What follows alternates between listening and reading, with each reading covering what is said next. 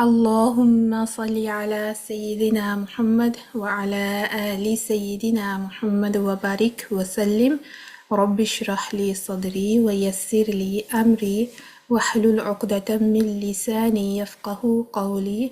ربنا زدنا علما يا فتاح يا عليم افتح لنا فتحا قريبا. آمين يا رب العالمين. السلام عليكم ورحمة الله وبركاته. इंशाअल्लाह आज के सेशन में हम लोग मीम साकिन के कवायद कवर करेंगे। मीम साकिना के 3 कवायद हैं, इदगाम शफवी, इख्फा शफवी और इज़हार शफवी। मीम चूँकि हरूफ शफतान में से है इसलिए इसके नाम के साथ शफवी इस्तेमाल हुआ है। जैसे कि आपके इल्म में है कि हमारे पास सेम नाम के नून साकिना और तनवीन में भी रूल हैं। उसको हम कहते हैं इदगाम, इख्फा और इज़हार। अब उसको फ़र्क करने के लिए मीम साकिना के कवायद के साथ शफवी का लफ्ज़ आया है ताकि हम फ़र्क कर सकें कि ये इदगाम हो रहा है तो किस चीज़ का। इदगाम शफवी में मीम आएगा और इख्फा शफवी और इज़हार शफवी में भी मीम साकिना का इस्तेमाल होगा, ना कि नून साकिना का। तो दोनों के नामों को फ़र्क करने के लिए शफवी का वर्ड आया है।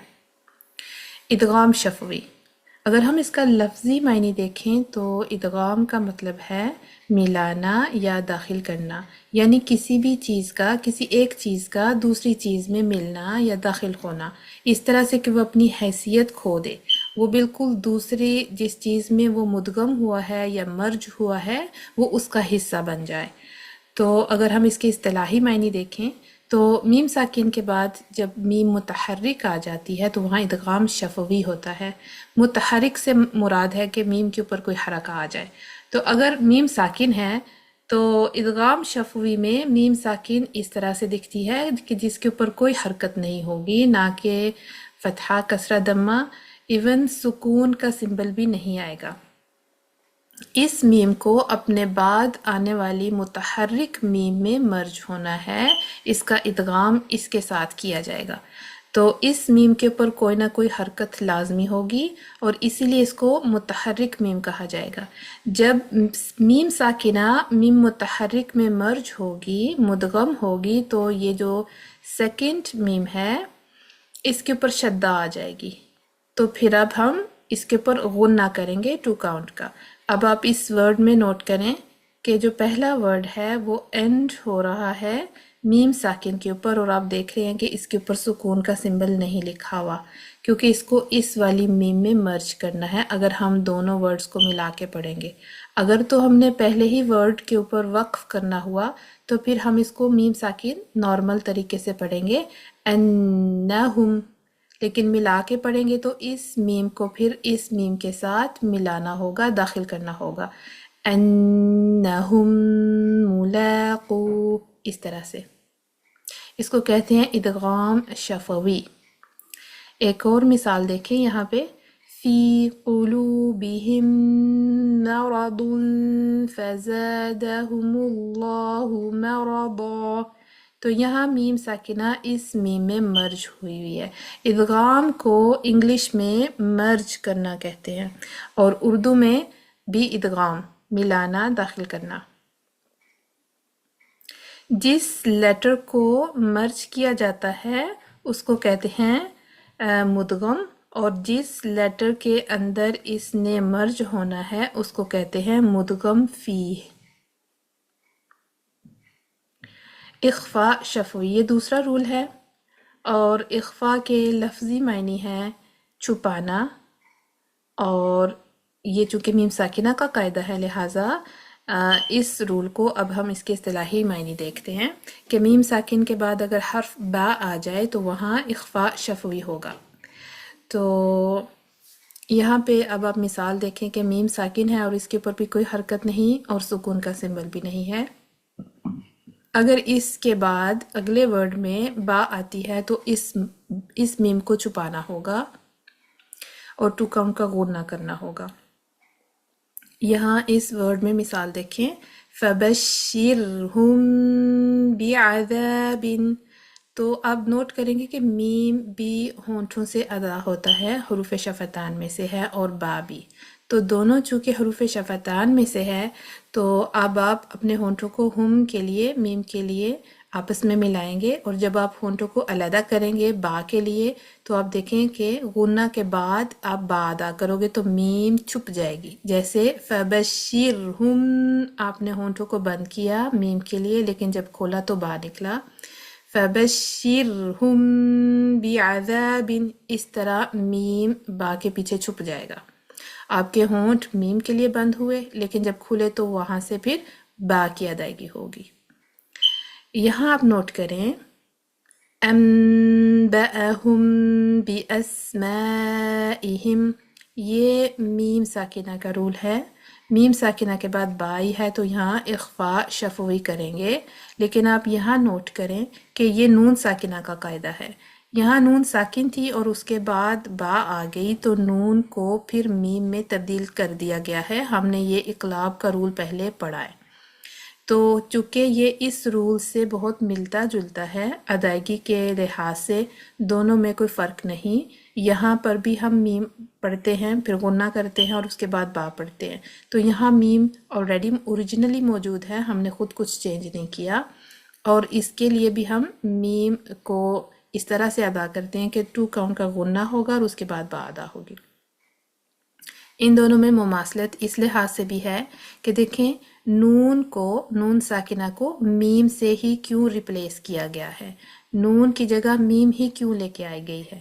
تو اس کے پیچھے کچھ وجوہات ہیں. پہلی بات ہے کہ نون کو ہم اگر نون کو پڑھیں میم کے بغیر اور اس کے بعد با آ جائے تو وہ ہماری زبان پہ تھوڑا بھاری ہوگا. انبا تو فلوئنسی نہیں آتی، وہ تھوڑا ڈیفیکلٹ لگتا ہے، بھاری لگتا ہے زبان پہ. اور میم کو چوز کیا گیا نون کو ریپلیس کرنے کے لیے کیونکہ میم میں غنہ کی صفت ہے اور نون میں بھی غنہ کی صفت پائی جاتی ہے. اس لحاظ سے صفات ان دونوں کی سیم ہیں، کامن ہیں، اور میم جو ہے اپنے مخرج کے لحاظ سے با کے ساتھ مماثلت رکھتا ہے. یہ دونوں حروف شفتین میں سے ہیں تو میم جو ہے صفت کے لحاظ سے نون سے ملتا ہے اور اپنے مخرج کے لحاظ سے با سے ملتا ہے. لہٰذا نون ساکنہ کو میم سے ریپلیس کر دیا گیا ہے. اور ویسے بھی آلریڈی میم ساکنہ کے بعد با آ جائے تو اخفاء شفوی کا رول آلریڈی موجود ہے، لہٰذا یہاں پر بھی پھر انبأہم اس طرح اس کو ادا کریں گے. تو آئی تھنک یہ آپ کے لیے اب سمجھنا آسان ہوگا کہ دونوں کی ادائیگی میں کوئی فرق نہیں، لیکن یہ والا جو قاعدہ ہے یہ اقلاب کا ہے اور یہ نون ساکنہ کا قاعدہ ہے جبکہ یہ میم ساکنہ کا قاعدہ ہے. ہمارے پاس اگلا رول ہے اظہار شفوی کا، اور اظہار کے لفظی معنی ہے کہ کسی چیز کا ظاہر کرنا، اور یہ بھی میم ساکنہ کا قاعدہ ہے. اصطلاحی معنی اگر ہم دیکھیں تو میم ساکن کے بعد جب میم اور با کے علاوہ باقی حروف میں سے کوئی حرف آ جائے تو وہاں اظہار ہوگا. تو اظہار اصل میں میم ساکنہ کا ہوگا جب آپ میم ساکن کو اس کے مخرج سے ادا کریں گے اور کوئی ایکسٹرا غنہ نہیں کریں گے. تو میم ساکنہ کی آپ دیکھ لیں اس کی شکل کچھ اس طرح سے ہوگی کہ میم کے اوپر سکون بنا ہوا ہوگا اور اس کے بعد آنے والا حرف نہ تو با ہوگا اور نہ میم ہوگا، کوئی بھی اور حرف آ سکتا ہے. وہاں آپ نے میم کو ظاہر کر کے پڑھنا ہے، کوئی ایکسٹرا غنہ نہیں کرنا. جیسے کہ آپ یہاں دیکھ سکتے ہیں میم ساکنہ ہے تو میم کے اوپر سکون بنا ہوا دیکھ لیں تو سمجھ جائیں کہ یہ اظہار شفوی ہے. اور آپ دیکھیں کہ اس کے بعد لام آ رہی ہے تو با یا میم میں سے کوئی حرف نہیں ہے، یہ لام ہے، لہٰذا ہم میم کو یہاں ظاہر کریں گے. فَمَا لَهُمْ لَا يُؤْمِنُونَ، فَمَا لَهُمْ لَا، میں نے اس کو سیدھا سیدھا پڑھا نارمل طریقے سے، کوئی ایکسٹرا غنہ نہیں کیا. اس کو کہتے ہیں میم ساکنہ کا اظہار شفوی. اچھا جی، اس کو دیکھیں کہ میم ساکن کے قاعدے میں میم کا رول تلاش کس طرح سے کریں گے. ٹھیک ہے. تو اب آپ دیکھیں سب سے پہلے آپ نے میم ساکنہ کو تلاش کرنا ہے. وہ میم حرکت کے بغیر ہونی چاہیے. وہ میم سادی بھی ہو سکتی ہے حرکت کے بنا اور سکون کے بنا، یا اس کے اوپر سکون بنا ہو سکتا ہے جیسے کہ اظہار میں ہم نے دیکھا. اگر تو میم ساکنہ ہے اور اس کے بعد ایک اور میم آ رہی ہے اور اس کے اوپر کوئی حرکت ہے تو وہاں ادغام شفوی کریں. اگر میم ساکنہ ہے اور اس کے بعد حرف با ہے تو اخفا شفوی کریں. اگر میم ساکنہ ہے اور اس کے بعد کوئی اور حرف آ رہا ہے تو اس میں اظہار شفوی کریں. اس طرح آپ میم ساکن کے قاعدے کو تلاش کر سکتے ہیں. فرق کرنے کے لیے آپ دیکھیں کہ میں نے آپ کو بتایا کہ یہی نام ہمارے پاس نون ساکنہ اور تنوین میں بھی پائے جاتے ہیں، لیکن اس میم ساکنہ کے رول کو نون ساکنہ کے قاعدے سے علیحدہ کرنے کے لیے، فرق کرنے کے لیے نون ساکنہ کو اس طرح بھی کہا جاتا ہے اور اس طرح بھی. آپ دیکھیں ادغام حقیقی نون ساکنہ کا قاعدہ ہے، اخفاء حقیقی نون ساکنہ کا قاعدہ ہے اور اظہار حقیقی نون ساکنہ کا قاعدہ ہے.